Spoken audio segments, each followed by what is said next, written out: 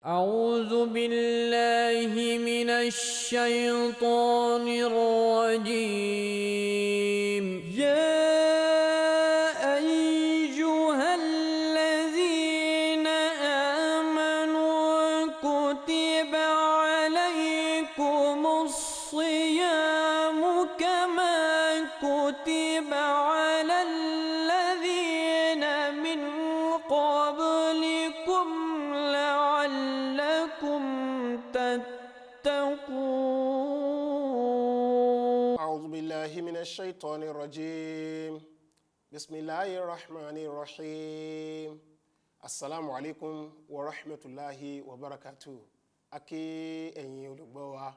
kí Ọlọ́run Ọba kí ó bọ̀ fún wa ní iṣẹ́ olóore tí ó wà nínú oṣù yìí ṣe, kí ó sì tẹ́wọ́ gbà wọ́n ní ọwọ́ ẹnìkọ̀ọ̀kan wa. Lónìí, ohun tí a ó máa ṣe àgbéyẹ̀wò òun náà ni kókó ọ̀rọ̀ ìtìkáf nínú Al-Qur'an orí kejì súra Al-Baqarah ẹsẹ̀ 192. Ọlọ́run Ọba sọ ní gbódógí pé wa antum aakifuna fil masajid. Gbólóhùn yìí inú odidi àyà òun náà ni àti yọ jáde. Ìtumọ̀ rẹ̀ sì ni pé àti nígbàtí ẹ bá jókòó sínú mọ́ṣáláṣí fún ìfarajìn. Nígbàtí a sọ Khalifat Masih ẹlẹ́ẹ̀kejì radiyallahu ta'ala anhu tí wọ́n ń ṣe ẹ̀là lórí àyà yìí, wọ́n ní ṣe rí gbólóhùn wa antum aakifuna fil masajid àti ìgbà tí ẹ bá jókòó nínú mọ́ṣáláṣí fún ìfarajìn, ó ń túmọ̀ sí iṣẹ́ ìtìkáf léyìí tí ó máa ń wáyé nínú oṣù Ramadan, tí yẹn máa jókòó lóru àti lọ́sàn-án fún ọjọ́ 10 tó kẹ́yìn nínú oṣù náà, èyí ni nínú oṣù Ramadan. Láwọn àsìkò yìí, ẹni tí ó jókòó pa sínú mọ́ṣáláṣí tó ń ṣe ìtìkáf kò ní kúrò nínú mọ́ṣáláṣí àyàfi fún àwọn nǹkan tí ó ṣe kókó tí ara ẹ̀dá ènìyàn kò gbọdọ̀ má ṣe ní òrèkóòrè. Nígbà tó bá ti wọ inú mọ́ṣáláṣí láti àárọ̀ 20 oṣù Ramadan, ó máa wà ń bẹ̀ títí ìgbà tí oṣù Ramadan bá fi parí ni. Yóò sì wà ń bẹ̀ yóò máa gbààwẹ̀ láti àárọ̀ títí di àṣálẹ́. A máa ṣàdúrà, a máa kírun, a máa ka Al-Qur'ani, a máa ṣe àwọn pẹ́pẹ́ fúrú èyí tó jẹ mọ́ iṣẹ́ ìjọsìn. Ohun tó máa ń wáyé lásìkò ìtìkáàfù yìí, òun náà ni àpapọ̀ gbogbo ohun tí àwẹ̀ fẹ́ ká ṣe, gbogbo iṣẹ́ ìjọsìn tí àwẹ̀ fẹ́ ká ṣe, a fẹ́ kó wọn papọ̀ sínú ìṣe àti ìgbìyànjú wa nígbà tí a bá ń jókòó sínú ìtìkáàfù ni. Èyí ló fi jẹ́ pé ìsúnmọ́ àwọn aya ẹni àti àwọn ìgbésẹ̀ èyí tó bá lè mú kí ìdàpọ̀ kó wà láàrin aya ẹni láwọn àsìkò tá à ń farajìn sínú mọ́ṣáláṣí yìí, kódà lóru, èèwọ̀ ni, kò gbọdọ̀ wáyé. Èyí ni àlàyé tí a sọ Khalifat Masih kejì Hazrat Mirza Bashiruddin Mahmud Ahmad radiyallahu anhu tí wọ́n ṣe lórí àyà Al-Qur'ani yìí. Ẹ wá rí gẹ́gẹ́ bí àlàyé yìí bó ṣe mọ níwọ̀nba ṣókí yìí, ó ṣe àkópọ̀ gbogbo ẹ̀ka tí ó wà nínú ìtìkáf. Ó ṣàlàyé àsìkò àti iye ìgbà tá a máa fi ṣe ìtìkáf, kí làwọn òfin, kí làwọn ṣe àti má ṣe tó rọ̀ mọ́ ìtìkáf, ìgbà wo la máa bẹ̀rẹ̀, kí sì ni àwọn iṣẹ́ olóore tí a gbọ́dọ̀ máa ṣe nígbà tá a bá ń ṣe ìtìkáf, ọ̀nà tí àwọn ẹni Ọlọ́run Ọba tó sì fi ń gbà ń súnmọ́ Ọlọ́run Ọba lọ́nà tí ó lágbára jùlọ, àti àwọn òjíṣẹ́ rẹ̀ òun ní àtètèkọ́ṣe. Òun náà ni irú ìgbésẹ̀ yìí, kí a sá pamọ́ àbí kí a fara pamọ́ àbí kí a lọ fara jìn láwọn ibì kan léyìí tó jẹ́ pé ẹ̀dá èèyàn míì kò ní lè dà wá láàmú tàbí kí wọ́n dí wa lọ́wọ́, àfi bí ó bá di dandan kí a kúrò tàbí kí wọ́n wá sí ọ̀dọ̀ wa. Ànábì wa Muhammad sallallahu alayhi wa sallam bí wọ́n ṣe ṣe ìtìkáf, ó ṣàlàyé bí a ṣe gbọ́dọ̀ máa ṣe títí ayérayé tí al-qiyamah ó fi dé. Bí àpẹẹrẹ nínú àrọ́bá kan èyí tó kà pé an Aishata radiyallahu anha anna nabiyya sallallahu alayhi wa sallam kana ya'takifu al-ashra al-awakhir min ramadana hatta tawaffahu Allahu summa i'takafa azwajuhu min ba'dihi. Wọ́n ní Hazrat Aisha aya Ànábì wa Muhammad sallallahu alayhi wa sallam, wọ́n ní Ànábì wa Muhammad sallam wọ́n máa ń ṣe ìtìkáf ní ọjọ́ 10 èyí tí ó kàn nínú oṣù Ramadan, títí wọ́n sì máa ń ṣe bẹ́ẹ̀ títí Ọlọ́run bá fi pè wọ́n sọ́dọ̀. Lẹ́yìn tí àwọn aya wọn náà wọ́n máa ń tẹ̀síwájú láti tẹ̀lé àṣà yìí. Àrọ́bá yìí ó wà nínú àkójọ Bukhari. Àrọ́bá mi sọ pé Hazrata Aisha radhiyallahu anha wọ́n ní Ànábì wa Muhammad sallallahu alaihi wasallam wọ́n máa ń ṣe ìtìkáf ní ọjọ́ 10 tó kàn nínú oṣù Ramadan. Mo sì máa ń ta àgọ́ wọn, mo máa ń pa àgọ́ fún wọn lẹ́yìn ìgbà tí wọ́n bá kí ìrun fájírì tán. Òun náà ni wọ́n máa ń wọ inú àgọ́ láti bẹ̀rẹ̀ ìtìkáf fún wọn. Bákan náà ni àrọ́bá mi sọ pé Urwa wọ́n ní Hazrat Aisha wọ́n sọ pé òjíṣẹ́ ńlá Muhammad sallallahu alaihi wasallam wọ́n máa ń na orí wọn síta láti inú mọ́ṣáláṣí. Wọ́n máa ń fi ìyarun ya irun fún wọn, àwọn á sì tún fi òróró pa fún wọn lásìkò tí Ànábì wa Muhammad sallam tó máa ń ṣe ìtìkáf lọ́wọ́. Eléyìí náà ó wà nínú Bukhari. Eléyìí náà ń sì ní àwọn ìlànà èyí tí a là kalẹ̀ tí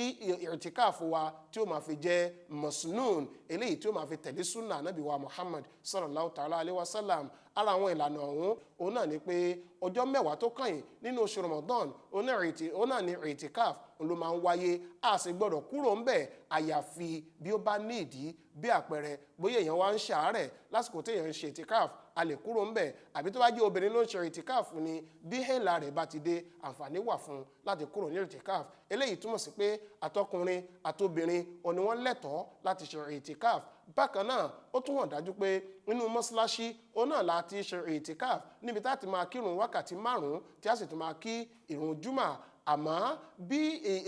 mọ́ṣáláṣí tá a ti ń kí júmà lápapọ̀ bí kò bá sí àǹfààní láti ṣe ìtìkáàf ń bẹ̀, ẹni tó fẹ́ ṣe ìtìkáàf tá à ń pè ní mu'takif, àǹfààní wà fún un láti ṣe ìtìkáàf ẹ̀ ní mọ́ṣáláṣí kéréje tó wà ní ìtòsí níbi tí ó lè fẹsẹ̀ rìn lọ síbi tí ó máa ti kí ìrun júmà. Ẹni tó ń ṣe ìtìkáàf ó gbọ́dọ̀ pàgọ́ sínú mọ́ṣáláṣí kí ó má bàa fi tiẹ̀ dí ẹlòmíì lọ́wọ́ tàbí kẹlòmíì má bàa dí òun náà lọ́wọ́. Ẹni tó ń ṣe ìtìkáàf kò gbọ́dọ̀ kúrò ń bẹ̀. Bákan náà ẹni tó ń ṣe ìtìkáàf bí ìlàlórí bá wáyé, àǹfààní wà fún un láti kúrò nínú ìtìkáàfù náà. Bàbá wa ń ṣe ìtìkáàfù rèé, a lè bá àwọn èèyàn sọ̀rọ̀ tí ó bá pọn dandan ká bá wọn sọ, àmọ́ àwọn ọ̀rọ̀ tí ò wúlò, àwọn ọ̀rọ̀ tí ò ṣàǹfààní, ẹni tó ń ṣe ìtìkáàf ó gbọ́dọ̀ yẹra fún wọn pátápátá. Bákan náà ẹni tó ń ṣe ìtìkáàf kò lè fi mọ́ṣáláṣí sílẹ̀ gẹ́gẹ́ bá a ṣe sọ, àyàfi bó bá ní ìdí. Ìyàwó ẹni tó ń ṣe ìtìkáàf àbí ọkọ ẹni tó ń ṣe ìtìkáàf, àǹfààní wà fún wọn láti lọ bẹ̀ wọ́n wò ń bẹ̀ bí ó bá pọn dandan pé kí wọ́n lọ bẹ̀ wọ́n wò. Àmọ́ ṣá a gbọ́dọ̀ rántí pé gẹ́gẹ́ bí Al-Qur'ani ṣe wí, ìgbésẹ̀ èyí tó máa fẹ́ fi hàn pé à ń fi ìfẹ́ hàn sí aya àbá ń fi ìfẹ́ hàn sí ọkọ, léyìí a gbọ́dọ̀ jìnnà sí. Ó ṣeé ṣe ká fẹ́ béèrè pé pẹ̀lú àlàyé tá a ṣe yìí, a ní inú mọ́ṣáláṣí òun náà ní ká ti ṣe ìtìkáàf. Àsìkò tá a wá wà yìí, àsìkò tí a sọ pé ká ti gbogbo mọ́ṣáláṣí wa pa, òun náà ni a wá wà yìí nítorí àjàkálẹ̀ àrùn coronavirus èyí tó ń lọ káàkiri. Báwo òun náà ni èèyàn 3 yóò ṣe wá dúró ní méjì. Bẹ́ẹ̀ ni àlàyé wà fún eléyìí náà. Ìdí nìyí tí Ọlọ́run bá fi Hazrat Imam Mahdi alayhi salam tí wọ́n fi ta wá lọ́rẹ, tọ́lọ́run sì jogún àwọn khulafa fún wa tí wọ́n ń tọ́ wa sọ́nà ní gbogbo ìgbà. Hazrat Imam Mahdi alayhi salam àtàwọn khulafa wọ́n ṣàlàyé fún wa lẹ́kùnrẹ́rẹ́ pé ní ìwọ̀n ìgbà tí Ànábì wa Muhammad sallallahu ta'ala alayhi wasallam tí wọ́n ti tọ́ wa sọ́nà wípé ká má sọ àwọn ilé wa di ibojì òkú, ká máa kí àwọn ìrun wa, pàápàá jùlọ àwọn ìrun sunan àti àwọn nawafil, ká máa kí wọn nínú ilé wa. A jẹ́ pé àǹfààní wà fún wa láti yan àyè kan sọ́tọ̀ ní àwọn inú ilé wa tí ó máa dúró gẹ́gẹ́ bí mọ́ṣáláṣí ẹbí wa. Eléyìí mọ́ṣáláṣí ẹbí yìí òun náà ni ó sì máa jí àyè tí àwọn obìnrin tó máa fi kí ìrun tiwọn náà, nítorí pé ọ̀ranyàn kọ́ ni fún wọn láti lọ sí mọ́ṣáláṣí. Irú àwọn àyè yìí ẹni tó ń ṣe ìtìkáàf ó lè jókòó ń bẹ̀ tó bá dà níyàn láti ṣe ìtìkáàf, ó lè jókòó sínú irú àyè tá a fi ń ṣe mọ́ṣáláṣí nínú ilé, kó jókòó síbẹ̀ kó ṣe ìtìkáàfù tiẹ̀ pẹ̀lú àníyàn. Nítorí pé láwọn àsìkò tá a wà yìí, àtàwọn ìrun wákàtí 5 àtàwọn ìrun jùmọ̀ wa ṣe inú ilé náà láti kúkú ti ń kí, ibi tá a sì ti ń kí jùmọ̀ àti wákàtí 5 tó dúró gẹ́gẹ́ bí mọ́ṣáláṣí, òun náà láti lè ṣe ìtìkáàfù tẹ́lẹ̀tẹ́lẹ̀. Nípa bẹ́ẹ̀ àwọn irú láti ṣe ìtìkáàfù ó ti wá rọrùn fún wa nùní, kódà bí àbá láǹfààní láti lọ sí mọ́ṣáláṣí gbogbogbò. Ju gbogbo rẹ̀ lọ, ẹni tó ń ṣe ìtìkáàf tá ń pè ní mu'takif, ẹni tó ń fara rẹ̀ jìn, ó gbọ́dọ̀ lo àwọn àsìkò rẹ̀ tó fi wà ní ìtìkáàf fáwọn ọjọ́ 10 tó kàn Ramadan yìí, kó lò wọ́n láti fi kí ìrun wákàtí 5 rẹ̀ déédéé, kó máa kí àwọn ìrun nawafil, kó máa ka alukurani kó máa ṣe tasbih kó máa ṣe tahlil ní la ilaha illallah la ilaha illallah kó máa ṣe tahmid kó máa ṣe alhamdulillah kó máa ṣe istighfar eléyìí ní ìtọrọ àforíjìn kó sì máa ṣe ọ̀pọ̀lọpọ̀ salatu fún anabi wa muhammad sallallahu ta'ala alayhi wa sallam tó bá ń ka alukurani kí ó tún máa ka àwọn ìtumọ̀ alukurani kó máa gbé àwọn ìwé hadisi yẹ̀wò kó máa ka àwọn ìwé azrati mamadi alayhi salam àwọn ìwé tó ṣàlàyé bá a ṣe ń ṣẹ̀sìn àwọn ìwé ìtàn tó ń sọ nípa àwọn ẹni ọlọ́run kó máa kà wọ́n àti àwọn ìwé ẹ̀sìn míì tó máa mú kí ìṣẹ̀mí rẹ̀ pẹ̀lú ọlọ́run ọba kó máa wà lálàáfíà kó máa jí pépé kó sì máa wà lọ́tùnlọ́tùn ṣe rí ìtìkáf ó ń fún olùgbàgbọ́ òdodo láǹfààní láti súnmọ́ ọlọ́run ọba pẹ́kípẹ́kí eléyìí òun náà ni ó sì mú un láti jàǹfààní òru tá à ń pè ní Lailatul Qadri àwọn ẹ̀san tó wà nínú ká ṣe ìtìkáf Ànábì wa Muhammad sallallahu ta'ala alayhi wa sallam wọn ṣàlàyé fún wa bí àpẹẹrẹ wọn ni man i'takafa yawman ibtigha'a wajhillah ja'ala Allahu baynahu wa bayna an-nari salasa khanariqa ab'adu mimma bayna al-hafataini wọ́n ní ẹnikẹ́ni tó bá jókòó fún láti ṣe ìtìkáf fún ọjọ́ kan péré láti fi wá ojú rere ọlọ́run ọba yóò yan ààyè títúgbòòrò tí yóò fi jìnnà sí iná jahannama irú ààyè bẹ́ẹ̀ yóò tó ìlọ́po 3 ààyè tó wà láàrin ìlà oòrùn àti ìwọ̀ oòrùn Hazrat Imam Mahdi alayhi salatu wasalam wọ́n ṣàlàyé pàtàkì ìjẹ́ kí ìbátan èyí tí ó múnádóko èyí tí ó le koko kó wà láàrin àwa àti ọlọ́run ọba wọ́n ṣàlàyé lọ́nà báyìí wọ́n ní irúfẹ́ ìbátan bẹ́ẹ̀ túmọ̀ sí ọ̀nà tí àlùkùránì tí ó gbé kalẹ̀ fún ni àti bí a ṣe lè ní ìbátan pẹ̀lú ọlọ́run ọba wọ́n sì ní ọ̀nà yìí òun náà ni Islam àti àdúrà èyí tí a gbé kalẹ̀ sínú súra Al-Fatiha eléyìí náà sì ni pé kí ẹ̀dá kọ́kọ́ fi ara rẹ̀ jìn fún ọlọ́run ọba bákan náà kí ó máa kírun bí ó ti tọ́ àti bó ti yẹ kí ó sì máa ronú kó sì máa lo àdúrà èyí tó wà nínú súra Al-Fatiha ohun tó ń jẹ́ ìsìláàmù náà nìyí ìtọ̀ ọ̀nà yìí ó náà ni ẹ̀dá yóò fi wọ inú iná tẹ̀mí tí ó lè sé jiná tí ó sì gbọ́n gbogbo pàǹtí àti ìpẹta tí ó wà ní ara rẹ̀ bí àpẹẹrẹ bí ìgbà tí a bá ki irin bọ iná ká lè tún rọ sí tuntun èyí tá a fẹ́ ohun tí ń jẹ́ ìsìláàmù rèé níbàámu pẹ̀lú ọ̀rọ̀ Hazrat Imam Mahdi alayhi salatu wassalam wọ́n ní islam wọn náà ní iná ni èyí tó yẹ pé ó máa ń jẹ gbogbo ìgbé ayé tara ó máa jẹ kúrò ní ara ẹni a sì jẹ gbogbo àwọn òòṣà irọ́ èyí tá à ń kó káàkiri a jẹ wọn pátápátá a sọ wọn di eérú a sì tún fi ara wa jìn nǹkan ìní wa ẹ̀mí wa iyì wa àti àpọ́nlé wa a fi wọ́n jìn nítorí ti ọlọ́run ọba mímọ́ à á mu nínú omi ọ̀dọ̀ ọlọ́run ọba tí a sì wá di tí omi ọ̀hún yóò sì wá fún wa ní àǹfààní ẹ̀mí ọ̀tun gbogbo àrùn kan tí ọlọ́run ọba dá fún wa pátá gbogbo ẹ̀yà ara wa pátá òun náà ni ó sì wá ní àǹfààní láti súnmọ́ ọlọ́run ọba gẹ́gẹ́ bí mọ̀nàmọ́ná iná kan yóò dìde láti ara tiwa ìmíì ó sì sọ̀kalẹ̀ láti ọ̀dọ̀ ọlọ́run ọba bí méjèèjì bá ti pàdé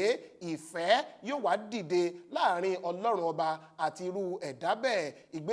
ìgbésí ayé asán tá a ti ń lò bọ̀ látẹ̀yìnwá á wá di òkú pátápátá eléyìí ní jẹ́ islam tí alukurani tí ó gbé kalẹ̀ eléyìí wà nínú àwọn àṣàyàn àwọn ọ̀rọ̀ wọn tí a kó jọ tí a pè ní the essence of islam ìdí kejì a sọ nípa ànábì wa muhammad sallallahu ta'ala alayhi wa sallam wípé wọ́n máa ń gbé ìjọsìn wọn dí ògóńgó ju ti àwọn àtẹ̀yìnwá lọ nígbà tó bá di ọjọ́ mẹ́wàá tó kàn yín ramadan ìrètí wa ni pé àtèmi àti ẹ̀yin àláǹfààní láti gbé ìjọsìn wa dí àyè tó lágbára láti fi jọ àpẹẹrẹ ànábì wa muhammad sallallahu ta'ala alayhi wa sallam ẹ jẹ́ ká rántí pé lọ́jọ́ kan méjì sí ìsìn ọjọ́ mẹ́wàá tó kàn nínú ramadan adéwàbáwa ní agbára ọlọ́run ọba nípa bẹ́ẹ̀ ẹ jẹ́ ká lo àwọn àsìkò wọ̀nyí láti jẹ́ kí ìsúnmọ́ wa pẹ̀lú ọlọ́run ọba kí ó lágbára sí i kí